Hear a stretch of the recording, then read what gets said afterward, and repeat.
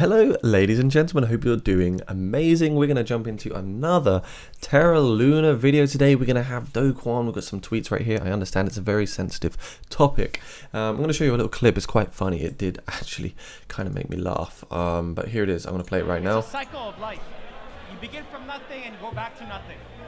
And that's exactly where I want to be. So I think Terra is going to be the decentralized money standard across the entire blockchain, across all the blockchains. And I'm excited for Terraform Labs to contribute a significant portion of that early vision, but eventually to go back to nothing. Right. Excited. It's a cycle of life. You begin from nothing and go back to nothing. It's basically, you were saying it's a cycle of life. So Start from nothing, go back to nothing. Oh, it's mad. It's quite funny. I find that very, very funny, that particular video. Here's another. UST! UST! UST!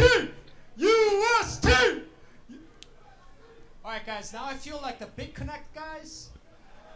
So... That is so cringe. UST! Wow. Yeah. Well, there it is. So just a couple bits, a little update really on the Twitter side of things. That's what we saw. I did find that quite entertaining, so I thought I would share it all with you. One thing we have seen that is quite good is that BUSD trading volume has surged recently.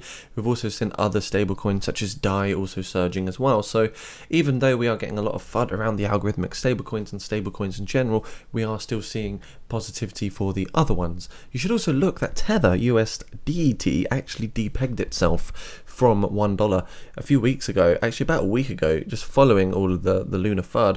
You can actually see it depegged itself but did make a sharp recovery. So that's one thing to also look out for. I want to show you this article as well. Why is Luna pumping? Luna price is up 1000%. So the Luna price has now hit 0.0003 to 0.0005 levels in basically producing 1000% plus pump in 24 hours because Binance relisted the trading pair, which was kind of interesting. So since that happened, we saw a lot of volatility. You know, should you buy Luna? Well, this is a good opinion right here. Terra Labs will need to burn a large amount of the Luna supply in circulation to keep Luna pumping. With a 6.5 trillion circulating supply and 6.9 trillion total supply, Luna would flip Bitcoin's market capital, 550 billion, before it even hit 9 cents. So basically, it's never, ever, ever, ever, ever going back to 50 cents or even $1, but you can still see a big interest. There can still be a 10x or 100x from this particular price level. It's just never going to go back to, you know, being 1 cent or $1. Nothing like that. I don't even think it's going to hit 1 cent at this rate, guys. It's very, very unlikely. So you could consider opening a Terra account or something, or you know, maybe use my link at the top of the description in these videos if you do want to grab some today.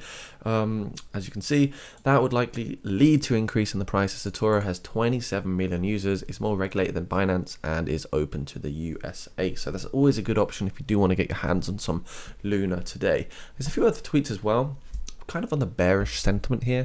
On a long enough time horizon, Bitcoin's mechanism design is just as flawed as Terra's, and when you look, you know, there's a bit of controversy around here. Good try, but this is actually true. The ETH2 staking yield process is a Ponzi just like Luna. So there's another person, you know, being quite bearish. I've yet to find a single Bitcoin maxi in this thread that addresses this valid criticism head on, and there's a lot of interesting things around this particular topic. It's the same mechanism. Imagine the dead spiral when Bitcoin is out of security budget. Attack, price down, less hash rate, easier to attack. Repeat. On the defense side, Luna had a leverage down spiral behavior of USD, Luna fixed exchange rate. This is not true in Bitcoin. So personally, I think it's not true either. I think Bitcoin is totally different. It's a digital scarcity, and yeah, it's always going to hold its value, I think, up. Maybe not always a fair value. Of course, we're going to see it undervalued. We're going to see it underextended to its, you know, moving averages and its euphoric phases. But that's the best time to be buying more, guys, when we have the peak fear. And I think we're actually personally nearly putting a bottom in on the market right now. And this was the other tweet here. The ETH2 staking yield process is a Ponzi scheme, just like Luna. So basically what I think this is suggesting is that Kwon and the whole Luna FUD is equivalent, in my opinion, to the COVID-19 2020 March FUD, especially when we look at some data, the monthly time frame right now. The last time we were actually really low on the RSI. If I show you on Bitcoin USD chart, we can see on the monthly, or the weekly rather, when we were basically down to 30 on the RSI, the last time was COVID-19. Now we're here on 30 RSI, and we got the lunar FUD, or the lunar crash.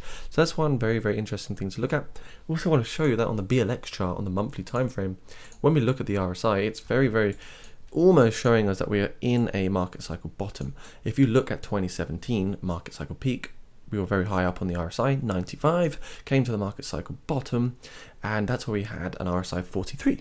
Now we're seeing an RSI in the market cycle peak of 91, where we had this all-time high, which is actually interesting because this is a bearish divergence, high, and then a lower high on the RSI. Really, really interesting. But then when we're coming down to the lower RSI levels, we haven't come down to 42 yet. We're still trading at a 48 RSI on the monthly time frame. We can see that we came to $25,000. This is the 200-week moving average, this big purple line here. We touched this once in 2019. We touched it again March 2020, COVID-19 anomalous crash. And it looks like we're on the way to touch it again. Should we touch it again? Of course, we don't know if we definitely will, but in my opinion, that's a very, very, very good dollar cost averaging or buying opportunity for this particular project. So keep your eyes peeled for that 200-week moving average crossover, which will be around the $21,000 level should we get down that low. We have put through a lot of support now at the 25.3k level. So let's see what happens with this, guys. If you like this video, make sure you smash subscribe, do comment and like. And also head over to my Twitter channel because I'm doing a $100 giveaway, which will be announced in literally 8 days. So do head on over. I'd love to see you there. Just a way to say thank you to all the subscribers.